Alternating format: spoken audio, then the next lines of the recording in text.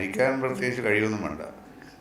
ബോധം പോയ ആ ഘട്ടത്തിൻ്റെ വേണമെങ്കിൽ ചില ആൾക്കാർ മരണം വലിയൊരു സംഭവമായിട്ട് എടുക്കുമല്ലോ. അതിൻ്റെ ഒന്നും കാര്യമൊന്നുമില്ല. മരണം എന്ന് പറയുന്നത് വളരെ ഒഴിവാക്കാൻ പറ്റാത്ത നിസ്സാരമായ ഒരു കാര്യമാണെന്ന് വേണമെങ്കിൽ നമുക്ക് കരുതാവുന്നതാണ്. മരണത്തെ നമ്മൾ പർവ്വതീകരിച്ചിട്ട് വലിയൊരു സംഭവമാണെന്ന് വിചാരിക്കേണ്ട ആവശ്യമില്ല.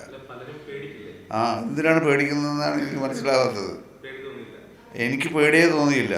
ഇത്രയുള്ളൊരു മരണം എന്നാണ് തോന്നിയത്. ഇതൊരു മരണം തന്നെയായിരുന്നു ശരിക്കും. മരണം കഴിഞ്ഞിട്ടാണ് ഞാൻ വന്നത്. അത് ബോധമില്ലല്ലോ. പിന്നെ ബോധമില്ലാത്ത സമയത്ത് മരിച്ചു പോയില്ലേ.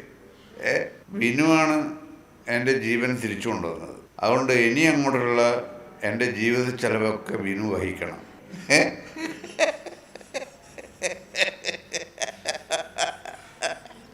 എന്നെ ജീവിപ്പിച്ച പുള്ളിയല്ലേ. അപ്പോൾ പിന്നെ ഇനിയുള്ള കാര്യങ്ങൾക്കൊക്കെ പുള്ളി ഉത്തരവാദിയാണ്.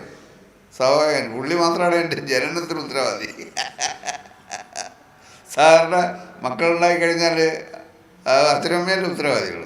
കുട്ടികളെ ഒരു നിരപ്പിലെത്തിക്കുന്നവരെ അവരുടെ ഉത്തരവാദിത്തമാണ്. അതുപോലെയാണ് എൻ്റെ ജീവൻ രക്ഷിച്ച വിനുവാണ്. ഞാനത് ഇവിടെ വെച്ച് പറഞ്ഞു. വിനു അടിയന്തരമായിട്ട് നമ്മുടെ ഇനിയുള്ള ജീവിതത്തിനുള്ള എല്ലാ ചിലവും വിനു വഹിക്കണം എന്ന് പറഞ്ഞിട്ടുണ്ട്.